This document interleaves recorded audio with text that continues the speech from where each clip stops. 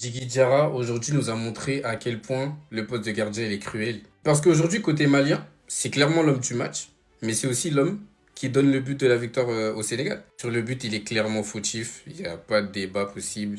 Faute de main, grosse faute de main même.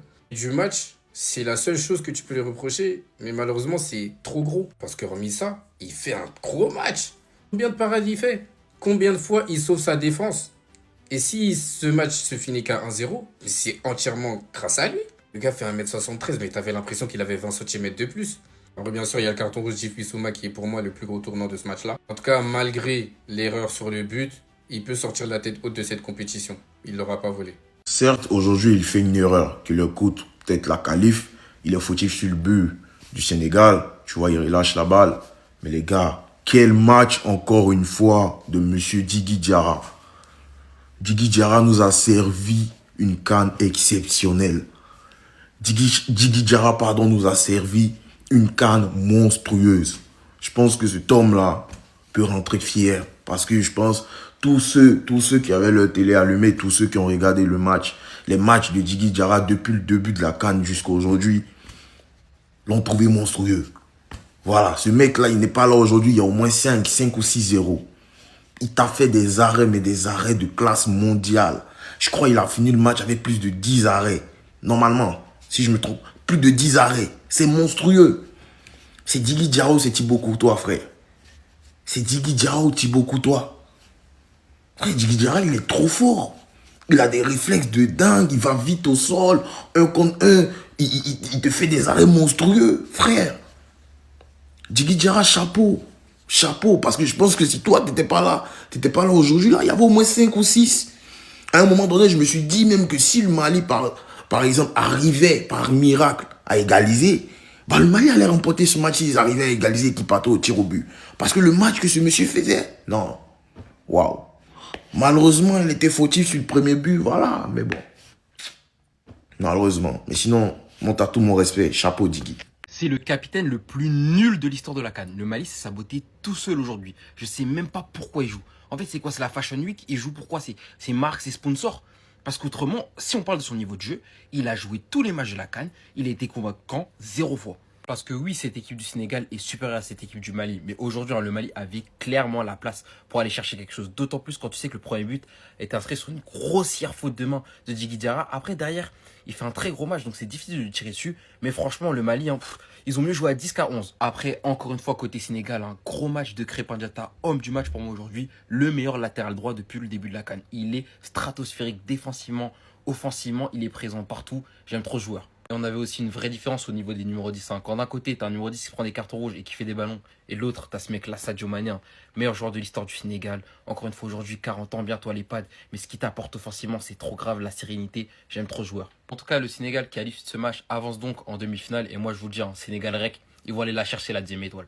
Aujourd'hui, c'est impossible, mais j'ai bien dit impossible de lui tomber dessus. Parce que malheureusement, ce soir, il y en a qui vont retenir que cette erreur. Et malheureusement, coûte un but à son équipe, c'est une réalité. Mais quand tu vois son match au global, quand tu vois ses 90 minutes, à part cette erreur, mais il te fait un match. En fait, s'il est pas là, le Mali, il perd pas un 0. Le Mali, ils en prennent 2, 3, minimum. Ils te sortent des arrêts archi importants. Ils te gagnent des face-à-face, notamment face à Pathé 6. À la fin, il te sort une parade, mais elle est juste exceptionnelle. Enfin, vraiment, aujourd'hui, ce n'est impossible de lui en vouloir. Tu peux pas. Déjà, lors du 8e, ça a été un héros. Et aujourd'hui, ça l'a encore été. Malheureusement, on sait que ce poste de gardien, il est dur. Il est ingrat. Parce que t'as beau sortir une grosse performance, si tu fais une erreur, comme il l'a fait, il y en a beaucoup qui vont retenir que ça. Et ce soir, vous ne pouvez pas. Et il peut sortir, et le Mali peut sortir de cette compétition la tête haute. Et lui, vraiment, les gars, patron. Encore un patron ce soir. Diarra, le gardien du Mali, vient de réaliser un truc de fou parce qu'il peut être à la fois élu le pire joueur de ce match-là parce que c'est lui qui fait la boulette sur le seul but du match de Ndiaye et en même temps être élu homme du match avec toutes les parades qu'il a fait. Il a maintenu en vie le Mali pendant tout ce match. La déviation qu'il fait sur la dernière frappe là sur le poteau, un bijou. Pendant ce temps, ses coéquipiers, ils faisaient pas la canne. Non, c'était l'UFC. Je sais pas comment ils ont préparé cette rencontre, mais c'était pas en regardant les matchs du Sénégal. Je crois qu'ils se sont retapés tous les combats d'Nganou. Parce que là, ils ont un triste record. Autant de cartons rouges reçus que de buts marqués. Seulement 3 buts pour 3 cartons rouges. Les gars, je vous kiffe parce que vous me faisiez penser au Portugal. Vous avanciez dans la compétition en faisant que des matchs nuls. Gros respect, on l'a gagné comme ça, nous, l'Euro. Mais à un moment donné, il faut marquer les mecs. Faut pas que prendre des cartons rouges. Contre les Comores, match de poule, on n'a rien dit. Contre la Tunisie, c'est passé. D'ailleurs, je vous ai trouvé plus fort à 10. C'était un match de fou malade. Là, c'était le Sénégal, les mecs. Mais en tout cas, je veux rien entendre sur le carton rouge de Bissouma. Enfin, les 2 cartons carton jaune, ils étaient entièrement mérités. Là, pour moi, l'arbitre, il a fait son travail, il méritait de prendre son carton rouge. Donc, gros respect au Sénégal, vous êtes en demi-finale, félicitations, mais franchement, ce mec-là, faut pas trop lui en vouloir parce que Diarra, il a sorti un match de fou malade malgré sa boulette. La CAN de M. Yves Bissouma, les gars. La CAN de Yves Bissouma. Difficile, compliqué, très très difficile. Très compliqué. Face au Maroc, j'avais fait une vidéo où j'avais dit que je ne l'avais pas trouvé bon. Techniquement, en dessous, physiquement, pas au top. Les gens m'ont dit non, il manque du temps de jeu, c'est pour ça, nanani, nanana. La Tunisie, je l'avais pas trouvé ouf, mais il a fait quand même 120 minutes et en plus, le Mali était à 10, donc tu pouvais comprendre. Tir au but, très très mal tiré. Bon, ça peut arriver à tout le monde. Tout le monde a déjà manqué des pénaux, voilà. Mais tir au but très très mal frappé. Aujourd'hui, ton équipe est déjà en difficulté. Vous êtes mené face à une bonne nation qui est le Sénégal. Et là, deuxième carton jaune, il prend rouge. Non, on va dire les thèmes, les gars. Il n'a pas du tout fait une bonne CAN. Ce n'est pas du tout une bonne CAN. Ce n'est pas une CAN à la hauteur du joueur. Non, là, je ne vais même pas rentrer dans un esprit de vanner et tout ça. Non, c'est le leader, le capitaine de cette équipe. On va dire même le joueur le plus connu, le joueur peut-être même qui a le plus gros potentiel dans cette équipe-là, dans cette génération. C'est pas normal que tu nous serves ce genre de compétition. C'est pas du tout normal. C'est pas du tout acceptable. Avec les discours de motivation avant le match, les discours de motivation après le match, tout ce qui a été dit avant la CAN.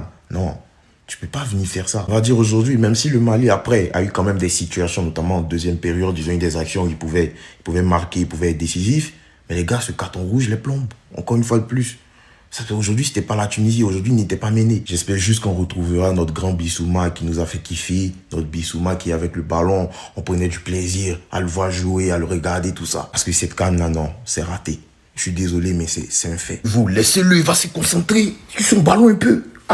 Laissez-le un peu, il va se concentrer sur son ballon.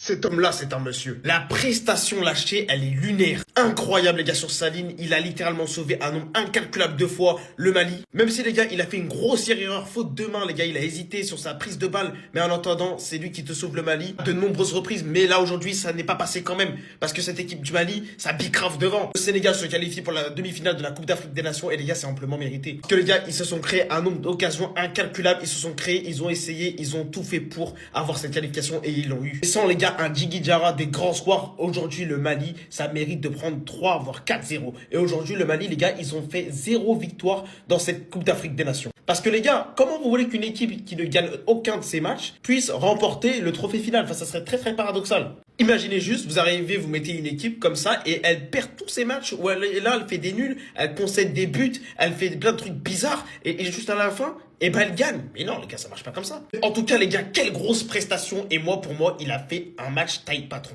Homme du match, les gars, aujourd'hui, il a fait un nombre d'arrêts incalculable. Il a été très, très impérial. Mais comme je l'ai dit, pour moi, l'erreur, ça lui a tout coûté. Et comme l'a dit le commentateur, ça a été le pire et aussi le meilleur dans ce match, côté Mali. Et la CAN que vient de nous lâcher Yves Bissouma. Oh là là là là là. Et après lui, il vient s'étonner que son fils, il veut jouer pour l'Angleterre et pas pour le Mali. Moi je suis désolé, le petit, je commence à le comprendre. Quand le petit, il doit regarder les matchs de son daron à la télé, il doit se dire c'est mort, je ne passerai pas après mon daron. Et encore moins après cette CAN. Bissouma, franchement, on parle du capitaine, c'est censé être le boss. Comment vous allez m'expliquer que le Mali, ils sont plus forts quand il n'est pas là? Même à 10 contre 11, ils sont plus forts que quand ils étaient à 11 contre 11 avec lui sur le terrain. C'est pas normal. Ce n'est pas normal. Ça n'a pas été le cas qu'aujourd'hui. Depuis le début de la CAN, il est pas bon. Même en sens de penalty, il rate, il envoie des parpaings. Vraiment, la CAN d'Yves Bissouma, il n'y a pas grand chose à retenir. Elle est catastrophique.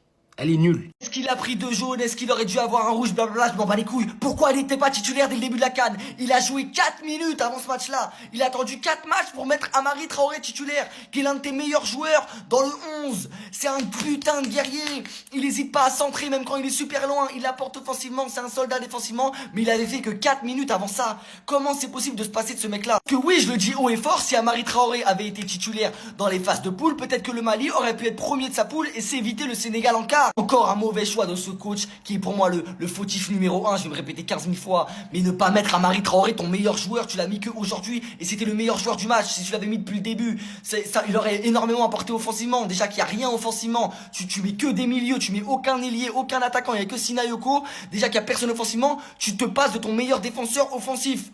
Tu l'as mis que aujourd'hui. Si tu l'avais mis, je rappelle, en poule, le Mali aurait pu finir premier. Et si tu l'avais mis contre la Tunisie, le Mali aurait pu s'éviter une séance de tir au but but, pénible, ce qui a puisé dans les ressources aujourd'hui, parce qu'ils avaient moins d'endurance, ils avaient moins de cardio, vu qu'ils ont joué 120 minutes alors que le Sénégal a joué 90 minutes. Si t'avais mis ce mec-là, il se serait peut-être évité une prolongation. Voilà. Parce qu'Amari Traoré est un soldat, c'est le meilleur joueur de cette équipe, c'était le capitaine à l'ancienne, et même si j'avoue, il est pas bon avec le Paris FC, tu peux pas te passer de ce genre de mec-là. Voilà, qui est ton meilleur défenseur, un latéral super offensif, c'est un guerrier. Bref, en plus il a pris 2 jaunes, il hésite pas à s'embrouiller pour le peuple. Voilà, c'est un très très bon joueur, c'est un scandale qu'il ne soit pas titulaire, encore un scandale du coach. Dans l'histoire du foot, j'ai jamais vu un joueur qui met autant d'émotions et qui ne gère autant pas ses émotions.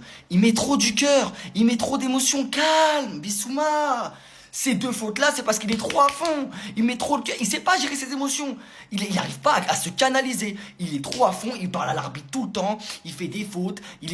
Canalise-toi, frère. Plus, c'est l'essence même de l'histoire récente du Mali. Le Mali, c'est toujours une équipe qui est bonne, mais qui a pas de mental parce qu'ils gèrent pas leurs émotions. Et ton 10, ton capitaine, représente ça. Il représente le fait de pas gérer ses émotions, de pas avoir de mental, de mettre trop de cœur, d'être trop agressif, d'être trop à fond et de pas se canaliser. C'est l'essence même du Mali et c'est ton capitaine et ton 10 qui fait ça, qui ne te canalise personne. Parce que les 2 jaunes qu'il prend, c'est parce qu'il est trop à fond, c'est parce qu'il met trop d'envie, trop d'impact. Mais calme-toi, tranquille.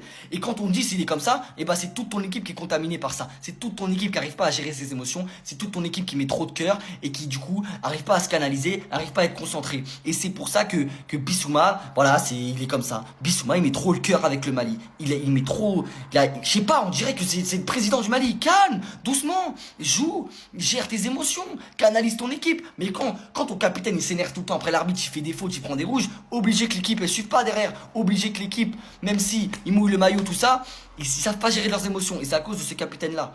Les amis, le Sénégal vient de se qualifier pour les demi-finales de cette Coupe d'Afrique des Nations. Ils affronteront l'Égypte ou bien la Côte d'Ivoire. Le Mali est éliminé, mais j'aimerais parler de cette sélection. Sur le terrain, les joueurs maliens ont tout donné, parfois un peu trop d'intensité physique. Dites-vous que le Mali, c'est autant de cartons rouges dans cette Coupe d'Afrique des Nations que de buts. Et il y a une chose aussi, pour la prochaine CAN, pour la prochaine compétition, ne jouez pas à 11. Ne lancez pas un 11 de départ, lancez un 10 de départ parce que vous jouez mieux à 10 contre 11 qu'à 11 contre 11. Vraiment. Une fois n'est pas coutume, parlons de Djigui Diarra, le gardien malien, le portier a sorti pas mal d'arrêts. Il a fait un match XXL. Alors c'est vrai, oui, il s'est planté sur le seul but de cette rencontre. C'est pour lui, c'est de sa faute. Mais sur l'ensemble de la compétition, avec la défense, la charnière centrale qu'il avait, vraiment, il a fait des miracles. Il a permis au Mali d'y croire jusqu'à la fin. Jusque dans le temps additionnel, les 7 minutes ont été longues pour les Sénégalais. Et croyez-moi, ce gardien, on n'a pas fini d'entendre parler de lui. Et puis bien sûr, il faut rendre à César ce qui appartient à César. Le Sénégal, c'était un step au-dessus. La force collective, le coach qui fait les bons choix, le sélectionneur.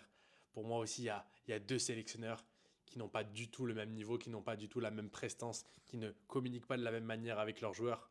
Et je pense que le Mali avait un sélectionneur moins bon que celui du Sénégal, Pape Thiaw. Vraiment. Vraiment. Et je pense que ça a joué aussi dans la rencontre. Ça a joué sur cette Coupe d'Afrique des Nations.